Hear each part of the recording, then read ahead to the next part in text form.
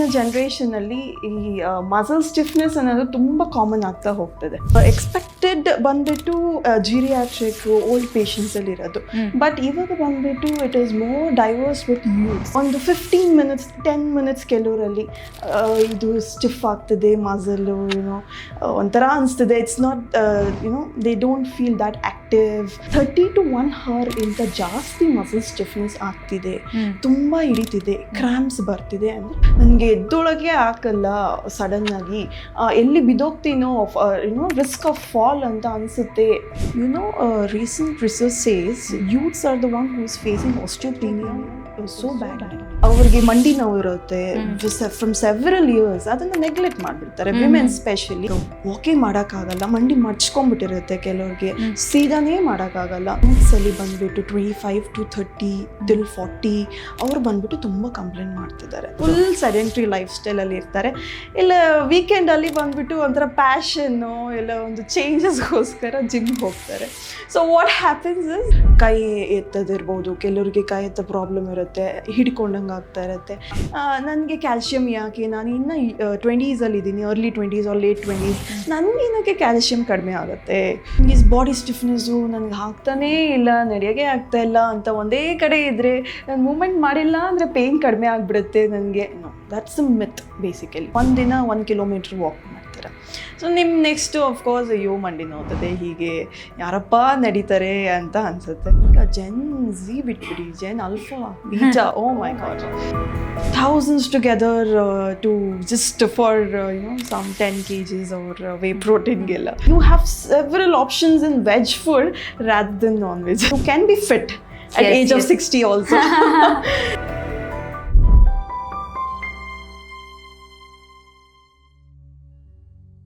ವಿಜಯ ಕರ್ನಾಟಕ ವೀಕ್ಷಕರಿಗೆ ನಮಸ್ತೆ. ನಾನು ರಕ್ಷಾ ಕೋಟ್ಯಾನ್. ಮಾಂಸಖಂಡಗಳು ನಮ್ಮ ದೇಹಕ್ಕೆ ಅತಿ ಅಗತ್ಯವಾಗಿರುವಂಥದ್ದು. ಯಾಕಂತ ಹೇಳಿದ್ರೆ ನಮ್ಮ ಬಾಡಿಗೆ ಒಂದು ಶೇಪನ್ನು ಕೊಡುತ್ತೆ, ಅದರ ಜೊತೆಗೆ ನಮಗೆ ಶಕ್ತಿಯನ್ನು ಕೂಡ ಕೊಡುತ್ತೆ. ಆದರೆ ಇತ್ತೀಚಿನ ದಿನಗಳಲ್ಲಿ ಏನಾಗ್ತಿದೆ ಅಂತ ಹೇಳಿದ್ರೆ ಯಂಗ್ಸ್ಟರ್ಸಲ್ಲೂ ಕೂಡ ಈ ಬಾಡಿ ಪೇಯ್ನ್ ಹೆಚ್ಚಾಗುವಂಥದ್ದು, ಸ್ಟಿಫ್ನೆಸ್ ಕೂಡ ಹೆಚ್ಚಾಗ್ತಾ ಇದೆ. ಯಾವ ಕಾರಣಕ್ಕೋಸ್ಕರ ಈ ಥರ ಆಗ್ತಾ ಇದೆ? ಸೊ ಫಿಸಿಕಲ್ ಆ್ಯಕ್ಟಿವಿಟಿ ಕಡಿಮೆ ಆಗ್ತಿರೋದು ಒಂದೇ ಕಾರಣ ಆಗುತ್ತಾ, ಅಥವಾ ಅದರಿಂದ ಆಚೆಗೆ ಬೇರೆ ಏನಾದರೂ ಕಾರಣ ಇದೆಯಾ? ಸೊ ಮಾರ್ನಿಂಗ್ ಸ್ಟಿಫ್ನೆಸ್ ಯಾವ ಕಾರಣಕ್ಕೋಸ್ಕರ ಆಗುತ್ತೆ, ಅಥವಾ ಇದಕ್ಕೆ ಇರುವಂತಹ ಚಿಕಿತ್ಸೆ ಏನು? ಡೈಲಿ ಲೈಫಲ್ಲಿ ನಾವು ಯಾವೆಲ್ಲ ಮಿಸ್ಟೇಕ್ಸನ್ನು ಮಾಡ್ತಾ ಇದ್ದೀವಿ, ಎಲ್ಲ ವಿಚಾರದ ಬಗ್ಗೆ ಹೆಚ್ಚಿನ ಮಾಹಿತಿಯನ್ನು ತಿಳಿಸ್ಕೊಡೋದಕ್ಕೆ ಇವತ್ತು ನಮ್ಮ ಜೊತೆ ಇದ್ದಾರೆ doctor Priyanka S, physiotherapist, Hosmat hospital, Sadashivanagar, Bangalore. Doctor, ಕಾರ್ಯಕ್ರಮಕ್ಕೆ ಸ್ವಾಗತ. ಥ್ಯಾಂಕ್ ಯು, ಧನ್ಯವಾದಗಳು. ಡಾಕ್ಟರ್, ಈಗ ಸ್ಟಿಫ್ನೆಸ್ ತುಂಬ ಜನ ಇದನ್ನೊಂದು ಹೆಲ್ತ್ ಕಂಡೀಷನ್ ಅಂತ ಹೇಳಿಬಿಟ್ಟು ಕನ್ಸಿಡರೇ ಮಾಡೋದಿಲ್ಲ ಅನ್ಕೋತೀನಿ, ಅಂದರೆ ಇಗ್ನೋರ್ ಮಾಡಿಬಿಡ್ತಾರೆ, ಜಸ್ಟ್ ಇದೊಂದು ಬಾಡಿ ಪೇಯ್ನ್ ಅಷ್ಟೇ ಅಂತ ಹೇಳಿಬಿಟ್ಟು. ಸೊ ನಿಮ್ಮ ಪ್ರಕಾರ ಹೇಳಬೇಕು ಅಂತ ಹೇಳಿದ್ರೆ ಆ್ಯಕ್ಚುಲಿ ನಮ್ಮ ಮಾಂಸಖಂಡಗಳು ಅಥವಾ ಮಸಲ್ಸಲ್ಲಿ ಏನಾದರೂ ಚೇಂಜಸ್ ಆಯಿತು ಅಂತ ಹೇಳಿದಾಗ ಯಾವೆಲ್ಲ ಸಿಂಪ್ಟಮ್ಸ್ ಕಾಣಿಸ್ಕೊಳ್ಬಹುದು? ಯಾಕಂದರೆ ಕೆಲವರಿಗೆ ಮಾರ್ನಿಂಗ್ ಎದ್ದ ತಕ್ಷಣವೇ ಆ ಒಂದು ಡೇ ಸ್ಟಾರ್ಟ್ ಮಾಡುವಂಥ ಹುಮ್ಮಸ್ಸೇ ಇರೋದಿಲ್ಲ. ಸೊ ಯಾವ ಕಾರಣಕ್ಕೋಸ್ಕರ ಈ ಥರ ಆಗುತ್ತೆ ಅಂತ? ಹೌದು ರಕ್ಷಾ ಅವರೇ, ಫಸ್ಟ್ ಬಂದ್ಬಿಟ್ಟು ಈಗಿನ ಜನ್ರೇಷನಲ್ಲಿ ಈ ಮಸಲ್ ಸ್ಟಿಫ್ನೆಸ್ ಅನ್ನೋದು ತುಂಬ ಕಾಮನ್ ಆಗ್ತಾ ಹೋಗ್ತದೆ.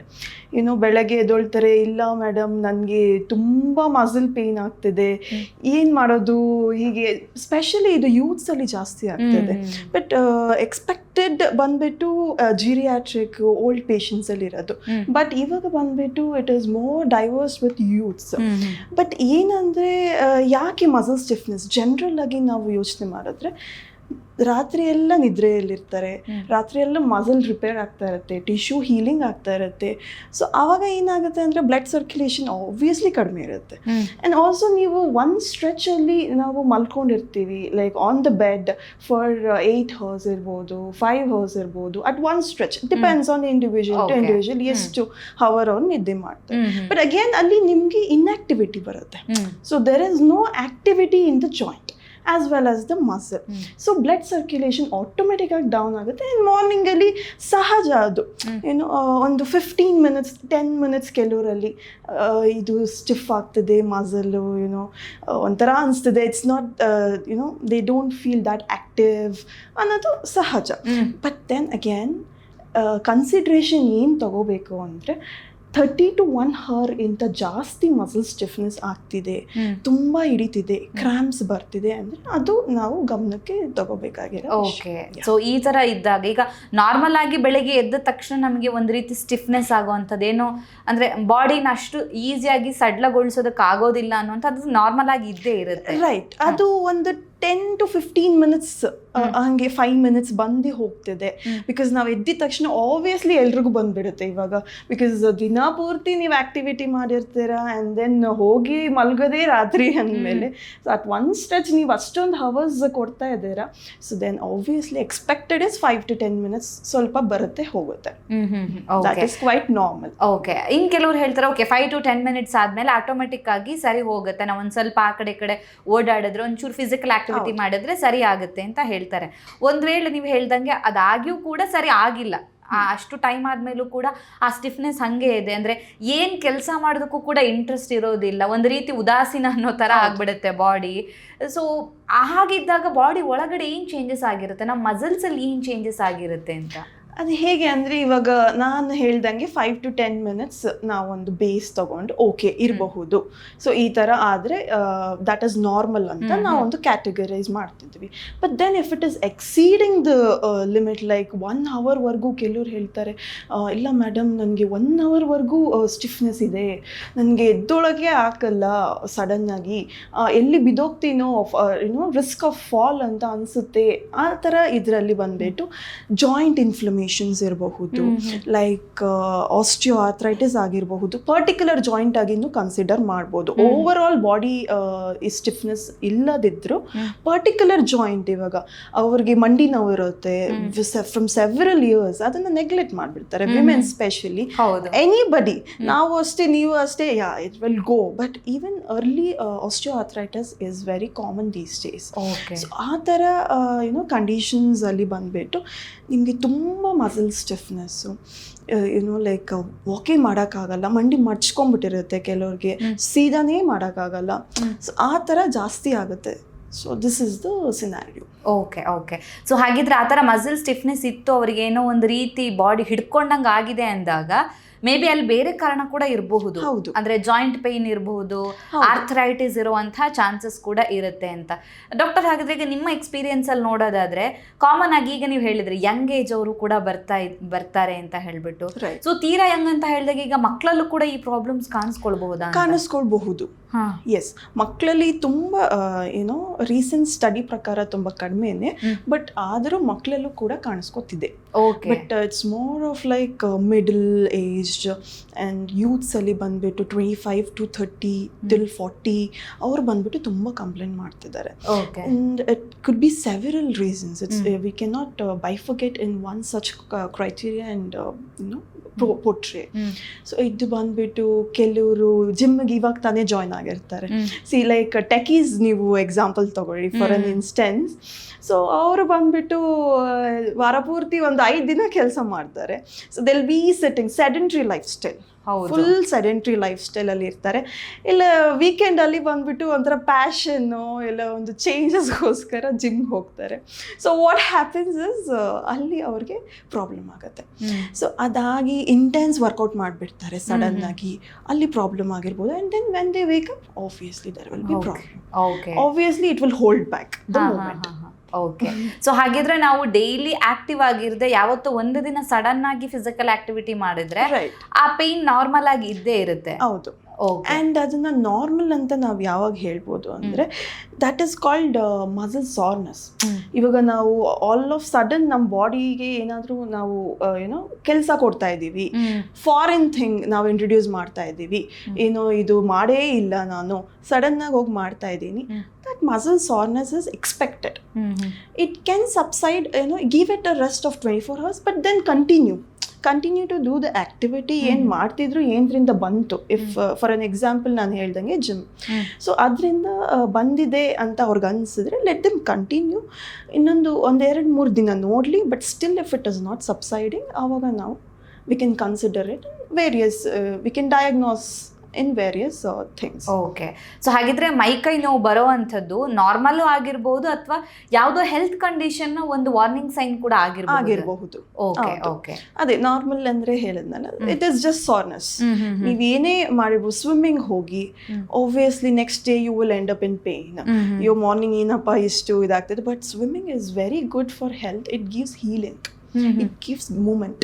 Okay, you know it improves the range of motion. ನಮ್ಮ ಇದರಲ್ಲಿ ಹೇಳಬೇಕಂದ್ರೆ ನಮ್ಮ ರೇಂಜ್ ಆಫ್ ಮೋಷನ್ ಇರ್ಬೋದು, ಲೈಕ್ ಕೈ ಎತ್ತದಿರ್ಬೋದು, ಕೆಲವರಿಗೆ ಕೈ ಎತ್ತ ಪ್ರಾಬ್ಲಮ್ ಇರುತ್ತೆ, ಹಿಡ್ಕೊಂಡಂಗೆ ಆಗ್ತಾ ಇರುತ್ತೆ.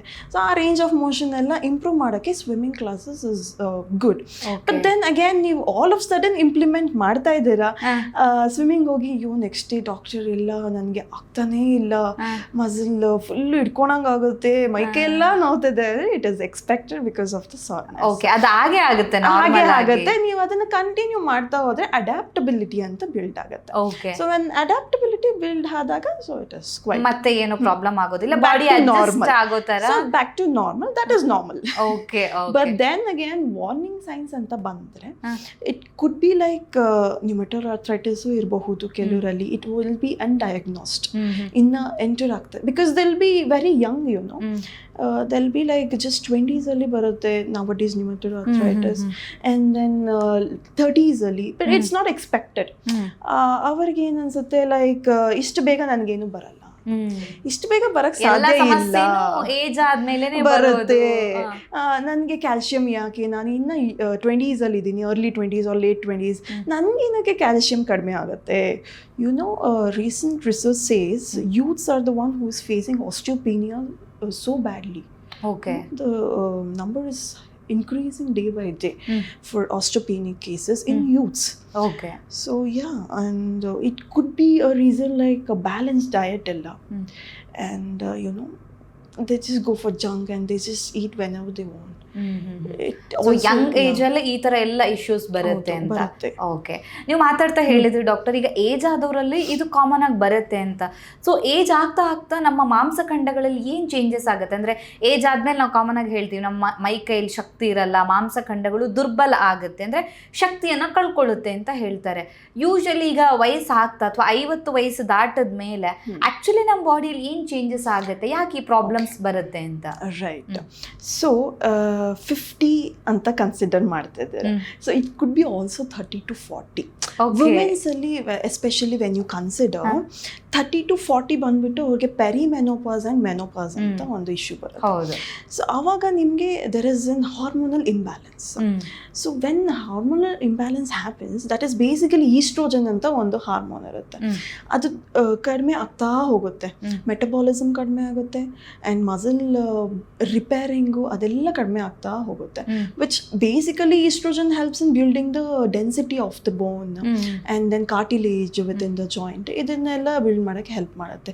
When that is decreasing or when that is drastically declining, so this is obviously seen in women mostly. Okay, yes.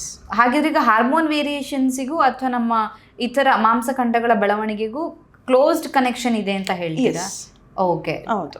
ಹಾಗಿದ್ರೆ ಈಗ ಪೆರಿಮೆನೋಪಾಸ್ ನೀವು ಹೇಳಿದ್ರೆ, ಅಥವಾ ಮೆನೋಪಾಸ್ ಅಂದ್ರೆ ಅದಾದ್ಮೇಲೆ ನೆಕ್ಸ್ಟ್ ಮೆನೋಪಾಸ್ ಆಗುತ್ತೆ, ಅವರಿಗೆ ಮೆನ್ಸ್ಟ್ರುಯೇಷನ್ ಸ್ಟಾಪ್ ಆಗಿಬಿಡುತ್ತೆ, ಅದಾದ್ಮೇಲೆ ಅವರಿಗೆ ಬಾಡಿ ಪೇನ್ ಬರುವಂತ ಚಾನ್ಸಸ್ ಜಾಸ್ತಿ ಇರುತ್ತೆ. Because that is what I mentioned, oestrogen ಅಂತ ಒಂದು hormone place a very important role. So ಅದು ಡಿಪ್ಲಾಯ್ ಆಗ್ತಾ ಹೋಗುತ್ತೆ ಬರ್ತಾ ಬರ್ತಾ. ಸೊ ಆಬ್ವಿಯಸ್ಲಿ ಮೆನೋಪಾಸ್ ಅಲ್ಲಿ ಬಂದಾಗ it completely fluctuates and then full completely decline ಆದಾಗ, which is promoting cartilage of the joint ಅಲ್ಲಿ help ಮಾಡುತ್ತೆ, building and bone density, metabolism ಅಲ್ಲೆಲ್ಲ help ಮಾಡೋದ್ರಿಂದ ಅದು ಕಡಿಮೆ ಆಗ್ತಾ ಹೋದರೆ obviously natural aging will also be a reason, but ಅದರ ಜೊತೆಗೆ this will be the main reason. Okay okay, ಹಾಗಿದ್ರೆ ಈಗ ಇಲ್ಲಿ ಎರಡು ವಿಚಾರಗಳ ಬಗ್ಗೆ ಡಿಸ್ಕಸ್ ಮಾಡಿದ್ವಿ. ಒಂದು, ಮಹಿಳೆಯರಲ್ಲಿ ಪೆರಿಮೆನೋಪಾಸ್ ಅಥವಾ ಮೆನೋಪಾಸ್ ಟೈಮಲ್ಲಿ ಈ ಥರ ಪ್ರಾಬ್ಲಮ್ಸ್ ಬರ್ಬೋದು, ಮೈಕೈ ನೋವು ಬರ್ಬೋದು, ಸ್ಟಿಫ್ನೆಸ್ ಬರ್ಬೋದು, ಅಥವಾ ಮಾಂಸಖಂಡಗಳು ದುರ್ಬಲ ಆಗ್ಬೋದು. ಇನ್ನೊಂದು ಅದು ಪುರುಷರಲ್ಲೂ ಬೇಕಿದ್ರೂ ಆಗ್ಬೋದು, ಅಂದ್ರೆ ಸ್ವಲ್ಪ ಏಜ್ ಆದ್ಮೇಲೆ, ಅಂದ್ರೆ ಆಫ್ಟರ್ 50 ಕೂಡ ಆಗಬಹುದು ಅಂತ.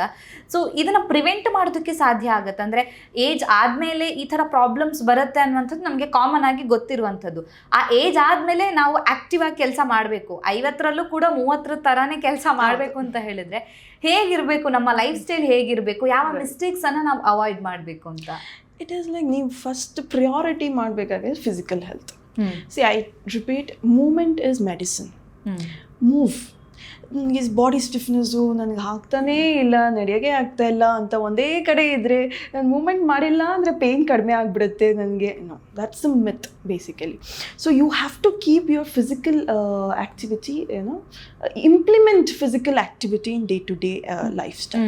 ಬಿಕಾಸ್ ಮೋಸ್ಟ್ಲಿ ಇವಾಗ ಎಲ್ಲ ಬಂದ್ಬಿಟ್ಟು ಸೆಡೆಂಟ್ರಿ ಲೈಫ್ ಸ್ಟೈಲ್ ಆಗಿರೋದ್ರಿಂದ ಸ್ಟ್ರೈಟ್ 3 to 4 hours ಒಂದೇ ಚೇರ್ ಮೇಲೆ ಕೂತಿರ್ತಾರೆ. No activity at all. Mainly balanced diet. Balance ಡಯಟೇ ಇಲ್ಲ. What should be the calcium intake ಇರಬಹುದು, the lacking with calcium intake and daily nutritions and proteins, ಇದು ಒಂದು ಕಾರಣ ಆಗಿರ್ಬೋದು. And in males also we C like where and tear. Age ಆಗ್ತಾ ಆಗ್ತಾ degenerative changes ಅಂತ ಏನು ಹೇಳ್ತೀವಿ, ಸವಿತಾ ಹೋಗುತ್ತೆ ಮೂಳೆಗಳು. ಅದಕ್ಕೆ ಓಬ್ವಿಯಸ್ಲಿ ಸಪ್ಲಿಮೆಂಟ್ಸ್ ಅನ್ನೋದು ಒಂದು ಇದಾಗಿದ್ರು. ಬಟ್ ನಿಮ್ಮ ಡಯಟಲ್ಲಿ ನೀವು ಹೇಗೆ ಅದನ್ನು ಇಂಪ್ಲಿಮೆಂಟ್ ಮಾಡ್ಕೋತೀರಾ ವಿತಿನ್ ದ ನ್ಯಾಚುರಲ್ ಫುಡ್ ಹ್ಯಾಬಿಟ್ಸಲ್ಲಿ ಅನ್ನೋದು ಒಂದು ಮುಖ್ಯ. ಓಕೆ. ಸೊ ಹಾಗಿದ್ರೆ ನಾವು ಏಜ್ ಆದ್ಮೇಲೂ ಕೂಡ ಆಕ್ಟಿವ್ ಆಗಿ ಕೆಲಸ ಮಾಡಬೇಕು, ಯಂಗ್ಸ್ಟರ್ಸ್ ತರಾನೇ ಕೆಲಸ ಮಾಡಬೇಕು ಅಂತ ಹೇಳಿದ್ರೆ ಫಿಸಿಕಲ್ ಆಕ್ಟಿವಿಟಿ ತುಂಬಾನೇ ಮುಖ್ಯ ಆಗುತ್ತೆ ಅಂತ. So movement is medicine. You have to move and you have to adapt to it. ನೀವು ಇವಾಗ ಒಂದು ಎಕ್ಸಾಂಪಲ್ ಬಂದ್ಬಿಟ್ಟು ಒಂದಿನ 1 kilometer ವಾಕ್ ಮಾಡ್ತಾರೆ. ಸೊ ನಿಮ್ಮ ನೆಕ್ಸ್ಟ್ ಆಫ್ಕೋರ್ಸ್ ಅಯ್ಯೋ ಮಂಡಿ ನೋವ್ತದೆ, ಹೀಗೆ ಯಾರಪ್ಪ ನಡೀತಾರೆ ಅಂತ ಅನಿಸುತ್ತೆ. But then again next day ಬಂದ್ಬಿಟ್ಟು ಇಲ್ಲ, you will push yourself, ನಾನು ಮಾಡೇ ಮಾಡ್ತೀನಿ 1 kilometer ಅಂದರೆ you will feel this is is, why am I so much stressing on it ಅಂತ ಅನಿಸುತ್ತೆ. ಅದು ಬರ್ತಾ ಬರ್ತಾ ನೀವು 1 week ಹಾಗೆ ಕಂಟಿನ್ಯೂ ಮಾಡಿ, 1 kilometer ಕಂಟಿನ್ಯೂ ಮಾಡಿ, ನಿಮಗೆ ಅನಿಸುತ್ತೆ no this is giving some relief for me. Blood circulation ಆಗ್ತಿದೆ. It is giving more flexibility to your body, right? ಅವಾಗ ನಿಮಗೆ ಅನ್ಸುತ್ತೆ I am feeling better, much more better ಅಂತ. ಸೊ ಹಂಗೆ ಅಡಾಪ್ಟ್ ಮಾಡ್ಕೋತಾ ಹೋಗ್ತಾ ಇದ್ರೆ, so you can be fit at age of 60 also. ನೀವು ಹೇಳ್ಬೇಕನ್ನ ನೀನ್ ನೆನಪಾಯ್ತು, ಮುಂಚೆ ಎಲ್ಲ ಸ್ಕೂಲಿಗೆ ಹೋಗ್ಬೇಕು ಅಂತ ಹೇಳಿದ್ರೆ ನಡ್ಕೊಂಡೇ ಹೋಗ್ತಾ ಇದ್ರು. Even in my childhood also. So ಹತ್ರ ಶಾಲೆ ಇರೋದ್ರಿಂದಾಗಿ ನಡ್ಕೊಂಡು ಹೋಗ್ತಾ ಇದ್ರು. ಸೊ ಅದು physical activity, one kind of physical ಆಕ್ಟಿವಿಟಿನೇ ಅಲ್ವಾ. ಬಟ್ ಈಗ ಮಕ್ಳಿಗೆ ಎಲ್ಲಾ ಕಡೆ ಹೋದ್ರು ಸ್ಕೂಲ್ ಬಸ್ ಅವೈಲೇಬಲ್ ಇದೆ. ಸೊ ಸಣ್ಣ ವಯಸ್ಸಿಂದಾನೇ ಅವರಿಗೆ ಫಿಸಿಕಲ್ ಆಕ್ಟಿವಿಟಿ ಅನ್ನೋದು ಕಡಿಮೆನೇ ಆಗ್ಬಿಟ್ಟಿದೆ. ದೊಡ್ಡವರಾದ್ಮೇಲೆ ಏನೇ ಕೆಲ್ಸಕ್ಕೆ ಬೇಕು ಅಂತ ಹೇಳಿದ್ರು ವಾಷಿಂಗ್ ಮಿಷಿನ್ ಇದೆ, ಅಥವಾ ಮನೇಲಿ ಎಲ್ಲದಕ್ಕೂ ಕೂಡ ಟೆಕ್ನಾಲಜಿ ಮುಂದುವರೆದಿರೋ ಕಾರಣದಿಂದಾಗಿ ನಮಗೆ ಅಷ್ಟೊಂದು ಫಿಸಿಕಲ್ ಆಕ್ಟಿವಿಟಿ ಇಲ್ವೇ ಇಲ್ಲ. ಸೊ ಕಟ್ ಡೌನ್ ಆಗಿದೆ. ಹಾಗಾಗಿ ಈಗ ನಾವು ಯಂಗ್ ಏಜ್ ಅಲ್ಲಿ ಫಿಸಿಕಲ್ ಆಕ್ಟಿವಿಟಿ ಕಡಿಮೆ ಮಾಡಿದ್ವಿ ಅಂತ ಹೇಳಿದ್ರೆ ಅದು ಇನ್ ದ ಫ್ಯೂಚರ್ ಅಲ್ಲಿ ಎಫೆಕ್ಟ್ ಮಾಡುತ್ತೆ. ಏನಾಗುತ್ತೆ ಅಂದ್ರೆ ಇವಾಗ ಪೇರೆಂಟ್ಸು ಕೂಡ ಅಷ್ಟೇ, ಮಕ್ಕಳನ್ನ ನನ್ನ ಮಗು ಇಷ್ಟೊಂದು ಕಷ್ಟಪಡುತ್ತೆ, ಇಲ್ಲ ನಡಿಲೇಬಾರ್ದು, ಸ್ಕೂಲ್ ಬಂದು ಮನೆ ಹತ್ರನೇ ಬರುತ್ತೆ, ಬಿಟ್ಟು ಬರ್ತಾರೆ. ಸೊ ಇದು ಏನಾಗುತ್ತೆ, it's not promoting any activity, any blood circulation ಆಗ್ತಿಲ್ಲ ಬಾಡಿಯಲ್ಲಿ, ರಿಪೇರ್ ಆಗಲ್ಲ, ಹೀಲಿಂಗ್ ಆಗಲ್ಲ, ಏನೂ ಆಗ್ತಿಲ್ಲ, sweat is not coming out. There's no waste is draining out of the body. ನೀವು ಅದೇ ಇದ್ರಲ್ಲಿ ಇರ್ತಾರೆ. Then it's all about video games nowadays. ಮಕ್ಕಳು ಎಷ್ಟು ಅಡ್ಯಾಪ್ಟ್ ಆಗಿದ್ದಾರೆ ವಿಡಿಯೋ ಗೇಮ್ಸ್. ಮನೆ ಒಳಗಡೆನೇ ಇರ್ತಾರೆ, ಕಮ್ಯುನಿಕೇಶನ್ ಇರೋದಿಲ್ಲ, ಬಂದವ್ರ ಹತ್ರ ಮಾತು ಆಡಲ್ಲ ಈಗ ಅಂತೂ. ಈಗ ಜೆನ್ ಝಿ ಬಿಟ್ಬಿಡಿ, gen alpha, beta, oh my god, gen alpha which is running, I hope ಅವರಂತೂ oh my god, they prefer independency. Okay, they want to be independent. ತಾಯಿ ಹೇಳೋದು ಕೇಳಲ್ಲ, ತಂದೆನೂ ಹೇಳೋದು ಕೇಳಲ್ಲ, ಬಟ್ ಅವರು ಹಾಗೆ ಇರ್ತಾರೆ. ದೇ ಡೋಂಟ್ ಪ್ರಮೋಟ್ ನನ್ನ ಮಗು ಡಸ್ಟಿಗೆ ಅಲರ್ಜಿ ಆಗಿಬಿಡುತ್ತೆ, ಏನಾದರೂ ಆಚೆ ಹೋಗಿ ಆಟ ಆಡಿದ್ರೆ, ಅವ್ನು ತಳ್ಬಿಟ್ರೆ ಕಾಲು ನೋವು, ಇದು ಬಿದ್ದುಬಿಟ್ರೆ ಗಾಯ ಆಗುತ್ತೆ, ಯಾಕೆ ಅಂತ. ಸೊ ಆಲ್ ದಿಸ್ ಪಿಯರ್ ಇಂದನೂ ಬಂದು ಅದು ಇಂಪ್ಯಾಕ್ಟ್ ಎಕ್ಸ್ಪೋಸ್ ಆಗೋದಿಲ್ಲ. ತುಂಬಾ ಮುದ್ದಾಗಿ ಬೆಳೆಸಿರ್ತಾರೆ, ಅದೇ ಕಂಟಿನ್ಯೂ ಆಗತ್ತೆ. ಬಟ್ ಇನ್ ದ ಫ್ಯೂಚರ್ ಅಲ್ಲಿ ಅದೇ ಅವ್ರಿಗೆ ಪ್ರಾಬ್ಲಮ್ ಉಂಟು ಮಾಡ್ಬೋದು, ಎಫೆಕ್ಟ್ ಆಗುವಂತ ಚಾನ್ಸಸ್ ಇರುತ್ತೆ. ಒಂದೇನಂದ್ರೆ ಇವಾಗ ಮಕ್ಕಳಲ್ಲೇ ತಗೊಳ್ಳಿ, ಪೀಡಿಯಾಟ್ರಿಕ್ ಚಿಲ್ಡ್ರನ್ ಅಲ್ಲಿ ನೀವು ಎಷ್ಟು ಅವ್ರ physical activity they are still growing, growth hormone will be at fetch, they are still growing ಅಲ್ವಾ. ಅವರು ಇನ್ನು ಬೆಳವಣಿಗೆ ಇದೆ ಅವ್ರಿಗೆ. ಸೊ ಅವರು ಇವಾಗಿಂದನೇ ರೆಸ್ಟ್ರಿಕ್ಟ್ ಮಾಡ್ಕೊತಾ ಹೋದರೆ when they are walking their muscles is activated ಅಲ್ವಾ. ಸೊ ಬ್ಲಡ್ ಪುಷ್ ಆಗ್ತಾ ಇರುತ್ತೆ, ಮಸಲ್ ಆ್ಯಕ್ಟಿವೇಟ್ ಆಗ್ತಾ ಇರುತ್ತೆ ಆ್ಯಂಡ್ ಬಲ್ಕ್ ಬಿಲ್ಡ್ ಆಗುತ್ತೆ automatically. See you walk for some 5 kilometre daily ಅಂದರೆ ನಿಮ್ಮ ಕಾಫ್ ಮಸಲ್ಸಲ್ಲಿ ಎಷ್ಟು ಬಲ್ಕ್ ಡೆವಲಪ್ ಆಗಿರುತ್ತೆ ಗೊತ್ತಾ. So that is how you build the muscle mass as well. ಸೊ ಅವರಲ್ಲಿ ಇವಾಗಿಂದನೇ ಕಡಿಮೆ ಮಾಡ್ತಾ ಹೋದರೆ they will become very fragile. ಹೌದು, ದೇ ವಿಲ್ ಬಿಕಮ್ ಲೆಥಾರ್ಜಿಕ್. ಹಂಗೆ ವಿಡಿಯೋ ಗೇಮ್ ಅದರಲ್ಲೇ ಇರ್ತಾರೆ, social media screen time is so much, your eyes is also being impacted. ನಿಜ ನಿಜ. ಸೊ ಅದರಲ್ಲಿ ಒಬ್ವಿಯಸ್ಲಿ ಇವಾಗ ಒಂದು ಬೋನ್ ಅಂದರೆ ಮಾಂಸಖಂಡ ಅದು ಅಟ್ಯಾಚ್ ಆಗಿರುತ್ತೆ ಅದಕ್ಕೆ ಅಲ್ವಾ. ಸೊ ಅದು ಯಾವಾಗ ಇಫ್ ಇನ್ ಕೇಸ್ ನೀವು ಬಿದ್ದು ಫ್ರ್ಯಾಕ್ಚರ್ ಆಯಿತು ಅಂದ್ಕೊಳ್ಳಿ ಮಕ್ಕಳಲ್ಲೇ, ಸೊ ಫ್ರ್ಯಾಕ್ಚರ್ ಆದಮೇಲೆ ಅದು ಮಸಲ್ಸ್ ಅದು ಹೋಲ್ಡ್ ಬ್ಯಾಕ್ ಮಾಡಿರುತ್ತೆ ಅಲ್ವಾ, ಅದು ಸರೌಂಡ್ ಮಾಡಿರುತ್ತೆ. ಸೊ ಇವಾಗ ಬಂದ್ಬಿಟ್ಟು ಸರ್ಜರಿ ಆಗುತ್ತೆ, ಬಟ್ ದೆನ್ ಅಗೇನ್ ಮಸಲ್ಸೇ ಇರಲ್ಲ ಮಕ್ಕಳಲ್ಲಿ. ಮಸಲ್ಸ್ ಅಂದ್ರೆ ಮಸಲ್ಸ್ ಅಲ್ಲಿ ಸ್ಟ್ರೆಂತ್ ಇರೋದಿಲ್ಲ ಅಲ್ಲ ಅವರಿಗೆ. Correct. What is they will not have strength in the muscles. If they had good strength, the recovery will be also soon. ನಿಜ ನಿಜ, ಹೌದು. ಹಾಗಾಗಿನೇ ಹೇಳ್ಬೋದು ಇವಾಗ ಯಂಗ್ಸ್ಟರ್ಸ್ ಅಲ್ಲಿ, ಈಗ ನಾವು 20-30s ಅಲ್ಲೂ ನೋಡಿದ್ರೆ ನಮಗೊಂದು 10 ಹೆಜ್ಜೆ ನಡೆದಾಗ ಸುಸ್ತು ಅಂತ ಅನ್ಸ್ಬಿಡುತ್ತೆ. ಅಂದ್ರೆ ತೀರಾ ಏನೋ ದೊಡ್ಡ ಕೆಲಸ ಮಾಡಿದೀವಿ ಅನ್ನೋ ತರ, ಏನೋ ಒಂದು ಭಾರವಾಗಿರೋದು ಎತ್ತಿದೀವಿ, 10 ಕಿಲೋಮೀಟರ್ ನಡೆದಿದ್ದೀವಿ ಅನ್ನೋ ಅಷ್ಟು ಸುಸ್ತಾಗ್ಬಿಡುತ್ತೆ. ಬಟ್ ಅದೇ ನಮ್ಮ ಅಪ್ಪ ಅಮ್ಮನಿಗೆ ಅಥವಾ ನಮ್ಮ ಅಜ್ಜಿ ಕಂಪೇರ್ ಮಾಡಿದಾಗ ದೇ ಆರ್ ಸೋ ಆಕ್ಟಿವ್. ಅವರಿಗೆ ಅಂಥದ್ದೆಲ್ಲ ಒಂದು ದೊಡ್ಡ ಮ್ಯಾಟ್ರೇ ಅಲ್ಲ ಅನ್ನೋ ಥರ ಆಗಿರುತ್ತೆ. ಅಂದರೆ ಅಷ್ಟು ಫಿಸಿಕಲಿ ಆ್ಯಕ್ಟಿವ್ ಆಗಿರ್ತಾರೆ, ಫಿಟ್ ಆಗಿರ್ತಾರೆ. ಸೊ ಹಾಗಾಗಿ ಇವಾಗ ಅಂದರೆ ಅವ್ರಿಗೆ ಫಿಸಿಕಲ್ ಆ್ಯಕ್ಟಿವಿಟಿ ಕಮ್ಮಿ ಇರೋದ್ರಿಂದಾಗಿನೇ ಈ ಥರ ಮಾಂಸಖಂಡಗಳು ದುರ್ಬಲ ಆಗೋದು ಅಥವಾ ಮೈಕೈ ನೋವು, ಆ ಸ್ಟಿಫ್ನೆಸ್ ಅದಕ್ಕೆ ಬರುತ್ತೆ ಅಂತ ಹೇಳ್ತಾರೆ doctor. Okay. It could be one of the reasons. Okay. But then again, it could be underlying reason. Underlying reason like ಅವ್ರಿಗೆ ಏನಾದ್ರು genetic problem ಇರಬೇಕು, and then ಇರಬಹುದು, and then pediatric ಅಲ್ಲೂ osteoporosis ಸ್ಟಾರ್ಟ್ ಆಗುತ್ತೆ, osteoporotic changes ಆಗ್ತಾ ಇರುತ್ತೆ. Osteopenia is very much booming nowadays, right? So ಅದರಿಂದ ಕೂಡ ಎಫೆಕ್ಟ್ ಆಗುತ್ತೆ. ಓಕೆ. ಸೊ ನೀವು ಡಯಟ್ ತುಂಬ ಇಂಪಾರ್ಟೆಂಟ್ ಅಂತ ಹೇಳಿದ್ರಿ. ಈಗ ನಮ್ಮ ಮಾಂಸಖಂಡಗಳು ಬಲಗೊಳ್ಬೇಕು ಅಥವಾ ಅದಕ್ಕೆ ಎನರ್ಜಿ ಬೇಕು ಅಂತ ಹೇಳಿದ್ರೆ ಫಿಸಿಕಲ್ ಆ್ಯಕ್ಟಿವಿಟಿ ಒಂದು, ಬೆವರು ಬೇಕು, ಫಿಸಿಕಲ್ ಆ್ಯಕ್ಟಿವಿಟಿ ಇರಬೇಕು ಹೇಳಿದರೆ ಅದು ಒಂದು ಫ್ಯಾಕ್ಟರ್. ಆದರೆ ಡಯಟ್ ಚೆನ್ನಾಗಿರಬೇಕು ಹೇಳಿದ್ರೆ, ಸೊ ನಮ್ಮ ಮಸಲ್ಸ್ ಸ್ಟ್ರಾಂಗ್ ಆಗೋದಕ್ಕೆ ಯಾವೆಲ್ಲ ಫುಡ್ಡನ್ನು ನೀವು ಆಡಿಯನ್ಸಿಗೆ ರೆಕಮೆಂಡ್ ಮಾಡ್ತೀರಾ? So we recommend like natural supplements ಹೋಗಿ, instead of going this gym people specially whey protein ಅಂತೆ, they spend thousands together to just for some 10 kgs or whey protein gella. But go for natural. You have millets, it's a boon basically. ರಾಗಿ ಇದೆ, protein, millets, ಎಷ್ಟೊಂದು ಧಾನ್ಯಗಳು ಇದೆ, ಸಿರಿಧಾನ್ಯಗಳು. Go for it, make a powder of it, and then go for milk. Milk ಕುಡೀರಿ, at least twice a day you can consume milk. So and this all basic and leafy vegetable which obviously give you good source of iron. Okay. Yeah, vegetables. Right. And also patient also says I'm vegetarian and my bone is weak. Is it a reason for my bone weakness? Obviously not. So non-veg ತಿನ್ನಲ್ಲ ನಾನು, veg. ಅದಕ್ಕೆ ನನಗೇನಾದರೂ ಮೈಕೈ ನೋವ್ತಿದ್ಯಾ madam, ಎಲ್ಲ ಬೋನ್ ಏನಾದರೂ ಅದಕ್ಕೋಸ್ಕರ weak ಆಗಿದೆ? Not. It's a myth again. ಅಲ್ಲಿ ವೆಜ್ ನಾನ್ ವೆಜ್ ಅನ್ನೋದು ಮ್ಯಾಟ್ರ್ ಆಗಲ್ಲ. Obviously ಎಗ್ಗಲ್ಲಿ ಬಂದ್ಬಿಟ್ಟು you have good amount of vitamin C, D ಇರುತ್ತೆ, and protein ಎಲ್ಲ ಇರುತ್ತೆ. Obviously I don't deny it. But then end of the day it's not like only because of egg your bone is built. Alva. So it's also like sunlight ಇಂದ ನಿಮಗೆ vitamin D source. ಹೌದು, vitamin D ಸಿಗುತ್ತೆ. So yeah, it's not only because of egg which is building your ಬೋನ್. ನಾನು egg ತಿನ್ನಲ್ಲ ಅನ್ನೋ ಕಾರಣಕ್ಕಷ್ಟೇ ಬೋನ್ weak ಇದೆ ಅಂತ, protein ಕಮ್ಮಿ ಇದೆ ಅಂತ ಹೇಳೋದಿಕ್ ಆಗೋದಿಲ್ಲ. ವೆಜಿಟೇರಿಯನ್ ಅಲ್ಲೂ ಕೂಡ ಬೇರೆ ಅದರ್ ಸೋರ್ಸ್ ಇದೆ ಅಲ್ವಾ, ಸೊ ಅದನ್ನ ತಗೋಬಹುದು ಅಂತ. Peanuts, they say peanut is a substitute for egg. 10 peanuts is equivalent to ಇದು ಅಂತ, and also for cashew ಅಂತ ಹೇಳ್ತಾರೆ. So badam, there's a lot of dry fruits also. you have several options in veg food rather than non-veg. Okay okay so blame ಮಾಡೋದನ್ನ ಬಿಟ್ಬಿಡಿ. Blame ಮಾಡೋದು ಬಿಟ್ಬಿಡಿ. Okay so veg ಆಗ್ಲಿ non veg ಆಗ್ಲಿ ಎರಡರಲ್ಲೂ ಕೂಡ ಆಪ್ಷನ್ಸ್ ತುಂಬಾನೇ ಇದೆ. ಸೊ ಯಾವ್ದನ್ನ ತಗೋತೀವಿ ಅನ್ನೋದು ತುಂಬಾನೇ ಮುಖ್ಯ. In everything. Don't concise yourself to certain things.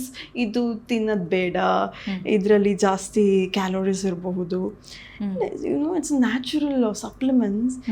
Eat lot of things. Sprouts ಇರಬಹುದು.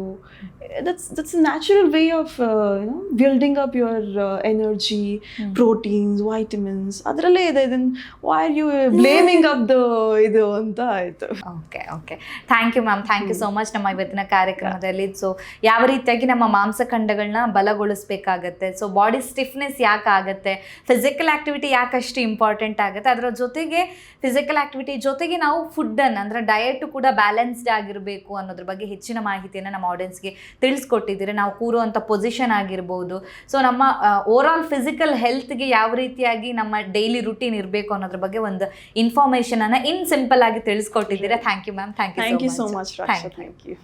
ನಮ್ಮ ಇವತ್ತಿನ ಕಾರ್ಯಕ್ರಮದಲ್ಲಿ ಬಾಡಿ ಸ್ಟಿಫ್ನೆಸ್ ಆಗಿರ್ಬೋದು ಅಥವಾ ನಮ್ಮ ಮೈಕೈ ನೋವಾಗುವಂಥದ್ದು ಅಥವಾ ಮಾಂಸಖಂಡಗಳನ್ನು ಹೇಗೆ ಬಲಗೊಳಿಸಬೇಕಾಗತ್ತೆ ಅನ್ನೋದ್ರ ಬಗ್ಗೆ ಡಾಕ್ಟರ್ ನಮಗೆ ಹೆಚ್ಚಿನ ಮಾಹಿತಿಯನ್ನು ತಿಳಿಸ್ಕೊಟ್ಟಿದ್ದಾರೆ. ಆರೋಗ್ಯಕ್ಕೆ ಸಂಬಂಧಿಸಿದಂಥ ಹೆಚ್ಚಿನ ವಿಡಿಯೋಗಳನ್ನು ನಮ್ಮ ವಿಜಯ ಕರ್ನಾಟಕ ಹೆಲ್ತ್ ಪೇಜ್ನಲ್ಲಿ ನೀವು ನೋಡಬಹುದು.